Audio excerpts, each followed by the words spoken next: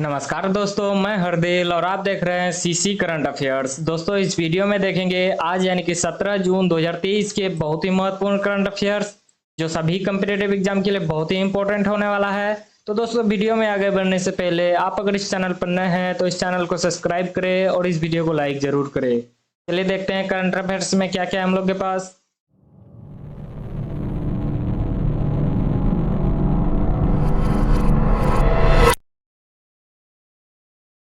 दोस्तों, current affairs देखने से पहले मैं पूछूंगा आपको आज का एक प्रश्न जिसका आंसर मैं वीडियो के अंत में दे दूंगा और आप लोग कमेंट में देने की कोशिश कीजिएगा। तो प्रश्न है कि विश्व रक्तदाता दिवस कब मनाया जाता है। तो बताइएगा कि वर्ल्ड ब्लड डोनर डे कब मनाया जाता है। तो चलिए, आपका ऑप्शन है, ऑप्शन ए में है 13 जून, ऑप्शन बी में है 14 जून, ऑप्शन सी में है 15 जून, ऑप्शन डी में है 16 जून। आप लोग आंसर कमेंट में देने की कोशिश कीजिए और मैं वीडियो के अंत में दे दूंगा, तो अंत तक बने रहिएगा। चलिए देखते हैं करंट अफेयर्स में क्या क्या हम लोग के पास।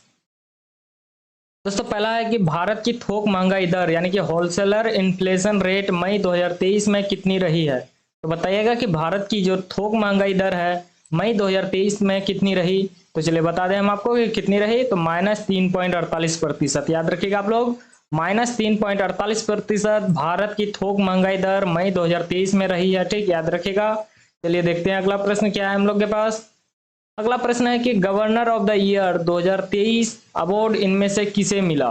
तो बताइएगा कि इन चारों में से गवर्नर ऑफ द ईयर 2023 का अवार्ड किसे मिला है। चलिए बता दें हम आपको कि किसे मिला है governor of the year award 2023 का। तो शक्तिकांत दास को, याद रखिएगा आप लोग, शक्तिकांत दास को गवर्नर ऑफ द ईयर 2023 का अवार्ड मिला है। ठीक, यही है शक्तिकांत दास, याद रखिएगा, इसी को मिला है गवर्नर ऑफ द ईयर 2023 का अवार्ड, याद रखिएगा। चलिए देखते हैं अगला प्रश्न क्या है हम लोग के पास। अगला प्रश्न है कि central bank of the year 2023 का अवार्ड किस केंद्रीय बैंक को मिला। तो बताइएगा कि किस बैंक को central bank of the year 2023 का अवार्ड मिला है। चलिए बता दें हम आपको कि किस बैंक को मिला है। तो नेशनल बैंक ऑफ यूक्रेन को, याद रखिएगा आप लोग, नेशनल बैंक ऑफ यूक्रेन को मिला है central bank of the year 2023 का अवार्ड। ठीक, नेशनल बैंक ऑफ यूक्रेन को, याद रखिएगा। चलिए देखते हैं अगला प्रश्न क्या है हम लोग के पास। अगला प्रश्न है कि किस भारतीय डॉक्यूमेंट्री ने WHO health for all film festival में पुरस्कार जीता। तो बताइएगा कि किस भारतीय डॉक्यूमेंट्री मूवी ने WHO health for all film festival का पुरस्कार जीता है। तो चलिए बता दें हम आपको कि किस भारतीय डॉक्यूमेंट्री मूवी ने। तो मूवी का नाम है when climate change turns violence. याद रखिएगा आप लोग, क्या नाम है मूवी का, when climate change turns violence. ठीक, याद रखिएगा, उसी ने जीता है WHO health for all film festival का पुरस्कार। ठीक, याद रखिएगा। चलिए देखते हैं अगला प्रश्न क्या है हम लोग के पास। अगला प्रश्न है कि किस प्रदेश की सरकार ने अपने राज्य के पद्म अवार्ड विजेताओं के लिए 10,000 रुपए मासिक पेंशन की घोषणा की। तो बताइएगा कि किस प्रदेश के सरकार ने अपने राज्य के पद्म अवार्ड विजेताओं के लिए 10,000 रुपए मासिक पेंशन की घोषणा की है। तो चलिए बता दें हम आपको कि किस राज्य सरकार ने। तो हरियाणा का, याद रखिएगा आप लोग, हरियाणा का राज्य सरकार ने राज्य के पद्म अवार्ड विजेताओं के लिए 10,000 रुपए मासिक पेंशन की घोषणा की है। ठीक, तो पद्म अवार्ड में दोस्तों तीनों अवार्ड आता है, देखिए, पद्म विभूषण, पद्म भूषण और पद्मश्री। याद रखिएगा आप लोग, इन तीनों का जो विजेता है हरियाणा में, अब उन लोगों को 10,000 रुपए मासिक पेंशन मिलेगा। ठीक, याद रखिएगा आप लोग। चलिए देखते हैं अगला प्रश्न क्या है हम लोग के पास। अगला प्रश्न है कि UIDAI के नए CEO कौन नियुक्त हुए। तो बताइएगा कि आधार यानी कि UIDAI जो कंपनी है उसका नए CEO किसे नियुक्त किया गया है। तो चलिए बता दें हम आपको कि किसे नियुक्त किया गया है UIDAI का, अमित अग्रवाल को। याद रखिएगा आप लोग, अमित अग्रवाल को UIDAI का नया CEO नियुक्त किया गया। ठीक, याद रखिएगा। चलिए देखते हैं अगला प्रश्न क्या हम लोग के पास। अगला प्रश्न है कि नेशनल टेस्टिंग एजेंसी यानी कि NTA के नए महानिर्देशक कौन नियुक्त हुए। तो बताइएगा कि NTA का जो नया महानिर्देशक किसे नियुक्त किया गया है।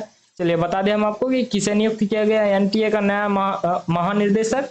तो सुबोध कुमार सिंह को, याद रखिएगा आप लोग, यही है सुबोध कुमार सिंह, याद रखिएगा, जिसे NTA के नए महानिर्देशक नियुक्त किया गया है। ठीक, सुबोध कुमार सिंह को, याद रखिएगा। चलिए देखते हैं अगला प्रश्न क्या हम लोग के पास।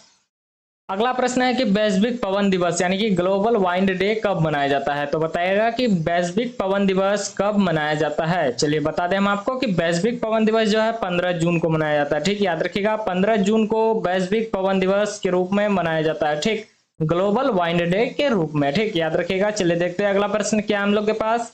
अगला प्रश्न है कि विश्व बुजुर्ग दुर्व्यवहार जागरूकता दिवस कब मनाया जाता है? तो बताइएगा कि विश्व बुजुर्ग दुर्व्यवहार जागरूकता दिवस कब मनाया जाता है। चलिए बता दें हम आपको कि विश्व बुजुर्ग दुर्व्यवहार जागरूकता दिवस 15 जून को मनाया जाता है। ठीक, याद रखिएगा 15 जून को विश्व बुजुर्ग दुर्व्यवहार जागरूकता दिवस मनाया जाता है, याद रखिएगा। चलिए देखते हैं आगे क्या है हम लोग के पास। आगे है आज का प्रश्न जिसका आंसर हमें देना है। तो प्रश्न है कि विश्व रक्तदाता दिवस कब मनाया जाता है? तो चलिए बता दें हम आपको कि विश्व रक्तदाता दिवस 14 जून को मनाया जाता है, याद रखिएगा 14 जून को विश्व रक्तदाता दिवस मनाया जाता है। ठीक, तो दोस्तों मैं आशा करता हूं कि आप सभी को ये सारे करंट अफेयर्स याद हो गया होगा। दोस्तों इस वीडियो को अपने दोस्तों के साथ ज्यादा से ज्यादा शेयर कीजिए और इस वीडियो को अंत तक देखने के लिए बहुत बहुत धन्यवाद।